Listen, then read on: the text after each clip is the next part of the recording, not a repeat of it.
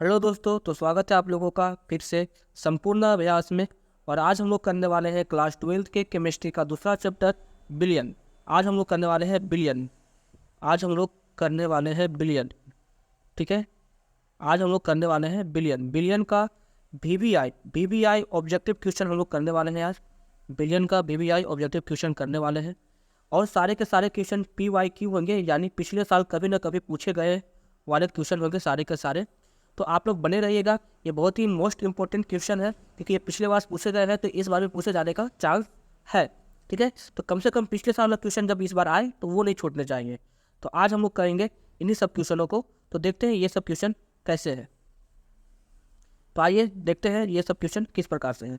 तो क्वेश्चन को अगर देखा जाए तो क्वेश्चन अगर आपको स्क्रीन पर दिखे तो क्वेश्चन इस प्रकार से है कि 0.01 मोलर ग्लूकोज बिलियन की तुलना में 0.01 मोलर MgCl2 का बिलियन का हिमांक के अवनमन क्या होगा।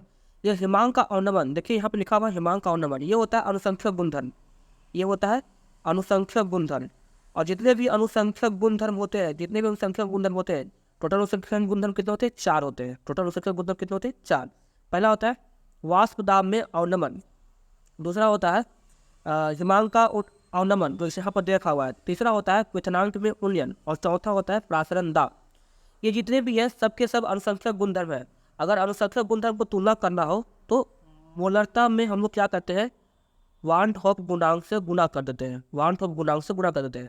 मोलरता क्वेश्चन में दिया रहेगा और वान हॉफ गुणांक हमको निकाला जाता है कणों के प्रकृति पर, कितने सारे कणों में टूट सकते हैं। जैसे MgCl2 जो क्वेश्चन में दे रखा हुआ है, इसमें इसको पानी में डालने के बाद Mg2+ में और क्लोरीन 2- वाला 2 क्लोरीन अलग अलग माइनसों में टूट जाएगी, मतलब टोटल 3 कण बनेंगे। तो MgCl2 के लिए जो I का मान होगा, वो होगा 3। तो यही फार्मूला है जिसमें हम लोग ये चेक कर सकते हैं कि कौन सा अनुसंख्यक गुणधर्म ज़्यादा है। तो अगर क्वेश्चन देखा जाए हिमांक में अवनमन, किसका अवनमन ज़्यादा है, तो ग्लूकोज का ज़्यादा होगा कि कम होगा हिमांक में अवनमन, इसके तुलना में वो देखना है। पहले देखेंगे हम लोग कि M गुना I का मान किस में ज़्यादा आ रहा है, उसी में हिमांक का अवनमन ज़्यादा होगा। ठीक है, तो आइए देखते हैं। तो अगर ग्लूकोज में देखा जाए, ग्लूकोज में है 0.01 मोलर। और ये ग्लूकोज जो है, ग्लूकोज हो गया, यूरिया हो गया, फ्रक्टोज हो गया, ये सब टूटते नहीं हैं। तो ये नहीं टूटते तो इनका केवल एक ही कण होगा। तो इसमें जो आंसर आएगा 0.01। ठीक है, ये आ गया ग्लूकोज का। ठीक है, अब है कि MgCl2 का देखते हैं। MgCl2 का मोलरता दे रखा हुआ है 0.01 और इसमें कणों की संख्या भी देखिए हम लोगों ने 3 बनेगा। Mg एगो बनेगा और क्लोरीन 2 ठो बनेगा, तो 3 बनेगा, तो जाएगा 0.03। ठीक है, तो हिमांक में अवनमन जो होगा इसमें ज़्यादा होगा। हिमांक में अवनमन जो होगा MgCl2 में, ज़्यादा होगा। ठीक है, MgCl2 में ज़्यादा होगा। और यूरिया में ग्लूकोज में क्या होगा? ग्लूकोज में कम होगा, इसमें कम होगा। तो पूछा गया है ग्लूकोज में क्या होगा इसके तुलना में, MgCl2 के तुलना में क्या होगा, कम होगा कि ज़्यादा होगा? तो हम लिखेंगे, अच्छा ये भी दे रखा है कि दुगुना होगा कि 3 गुना होगा कि 4 गुना होगा। इसका जो हिमांक में अवनमन है, देखो कितना है, इससे 3 गुना है। तो यहाँ पर आंसर हो जाएगा 3 गुना, लगभग 3 गुना के बराबर हमारा आंसर आएगा। ठीक है दोस्तों, अब हम लोग अगले क्वेश्चन की ओर बढ़ते हैं। अगले क्वेश्चन के लिए हम लोग देखते हैं अगला क्वेश्चन क्या कहता है।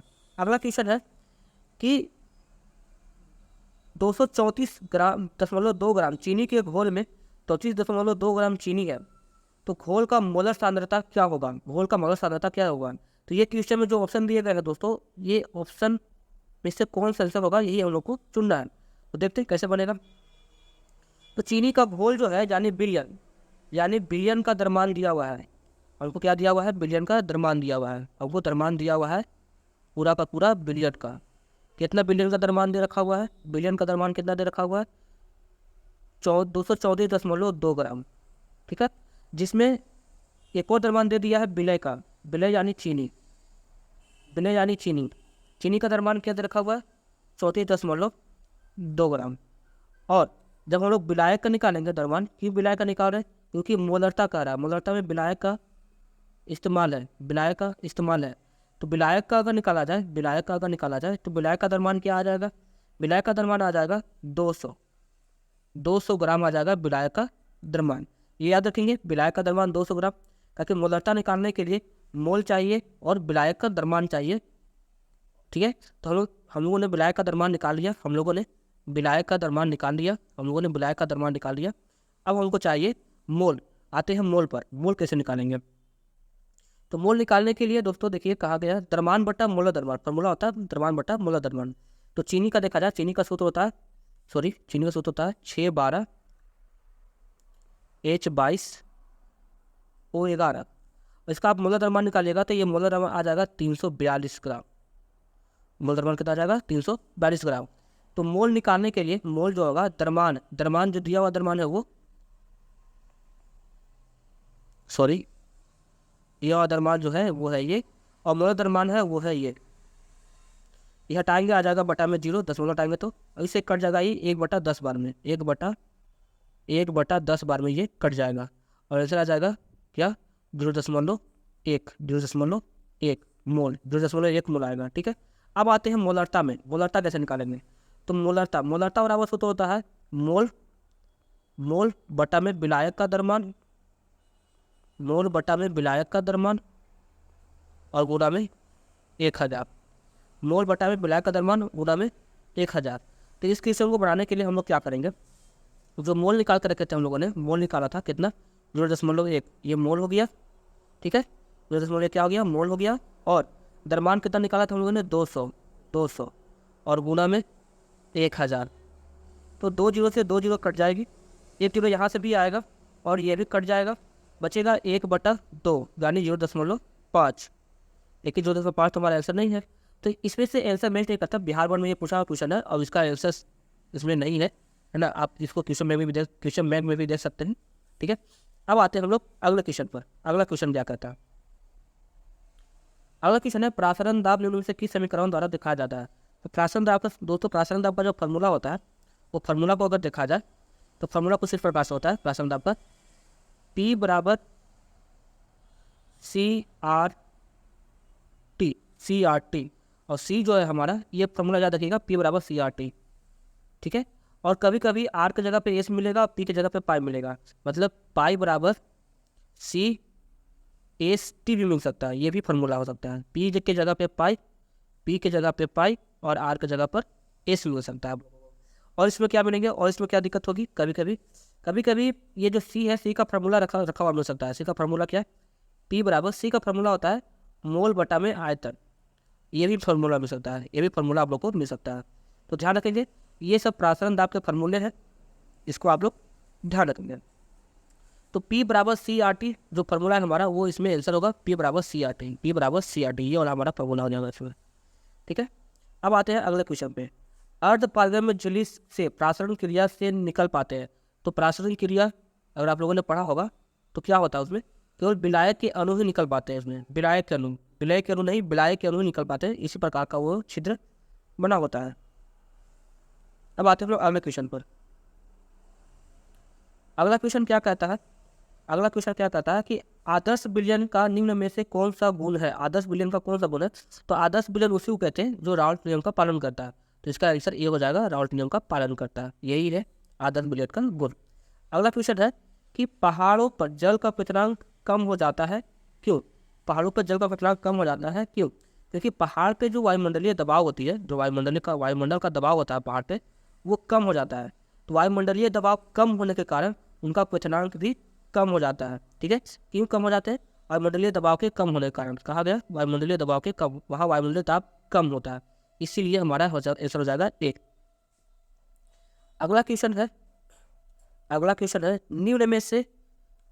निम्न में से किस विलयन के लिए अनुसंख्यक, कौन विलयन का अनुसंख्यक गुणधर्म है? इसमें से चुनना है कौन विलयन का अनुसंख्यक गुणधर्म है। तो अनुसंख्यक गुणधर्म 4 होते हैं दोस्तों, 4। कौन कौन से होते हैं? 4। तो पहला तो होता है वाष्प दाब में आपेक्षिक अवनमन, पहला। दूसरा होता है हिमांक में अवनमन, जो पहला क्वेश्चन में पढ़े थे।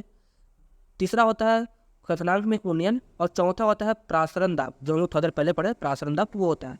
इसमें से ये चौथा हमारा आंसर हो जाएगा, पहला हमारा आंसर हो जाएगा प्रासरण दाब। अब आते हैं अगले क्वेश्चन पर। अगला क्वेश्चन है शुद्ध जल का पीएच मान क्या होता है? शुद्ध जल का पीएच मान 7 होते हैं दोस्तों, क्योंकि ये उदासीन है। शुद्ध जल होता है उदासीन होता है, और उदासीन का जो पीएच मान होता है, और वो उदासीन का पीएच मान क्या होता है? 7 होता है। ठीक है, आते अगले क्वेश्चन में, निम्न में से कौन सा जलीय गोल का हिमांक बिंदु न्यूनतम होगा। तो फिर से हम लोग वही तरीका अपनाएंगे, EMI वाला तरीका अपनाएंगे, EMI वाला तरीका अपनाएंगे। ठीक है, तो कौन, ताकि ये हिमांक के बारे में कर रहा है और न्यूनतम होगा, सबसे कम हिमांक किसका होगा ये निकालना है। तो हम लोग यही प्रोसेस अपनाने वाले हैं। देखेंगे पहला नंबर जो क्वेश्चन है क्या है, 0.01 NaCl, 0.01 NaCl। तो 0.01 अब बोला में NaCl में 2 टुकड़ा हो सकता है, Na का और Cl का 2, तो यह आ जाएगा 0.02। ठीक है, ये आ गया 0.02। ठीक है, 1 मिनट। हाँ, तो देखेंगे इसका आ गया 0.02। ठीक है, अब देखते हैं बी वाला का। बी वाला में क्या है, 0.005 गुना करेंगे। ये नहीं टूटा दोस्तों, ये नहीं टूटा है तो इसका मान हो जाएगा 1। ठीक है, ये 7 सोजिबल से बना होता है, ये नहीं टूटा, तो ये इसका मान यही रह जाएगा 0.005। तो इसका जो मान है दोस्तों वो रह जाएगा 0.005। ठीक है, इसका जो मान है वो रह जाएगा 0.005। अब सी नंबर में देखते हैं, सी नंबर में क्या कर रहा है। सी नंबर में फिर 0.05 ही है, और गुना में MgI2 ये 3 भागों में टूटेगा, मैग्नीशियम 1 हो जाएगा और आयोडीन 2 हो जाएगा। तो ये आ जाएगा 0.015 ये इस तरीके से बन जाएगा 0.015। और एक और जो बच रहा है लास्ट हम लोग का, वो देख लेते हैं लास्ट क्या है।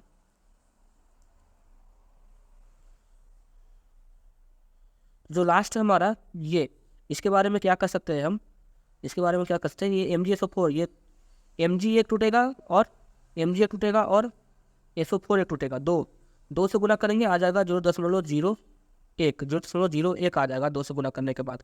तो सबसे अधिक मान किसका आया, कौन सबसे अधिक आया, उसी का जो हिमांक का ऑर्डर होगा सबसे कम होगा, उसी का सबसे कम होगा।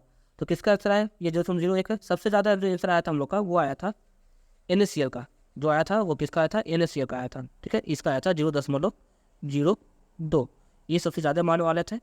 तो ऐसे हो जाएगा हमारा NaCl। ठीक है दोस्तों, अब आते हैं हम लोग अगले क्वेश्चन पे। अगला क्वेश्चन क्या कहता है,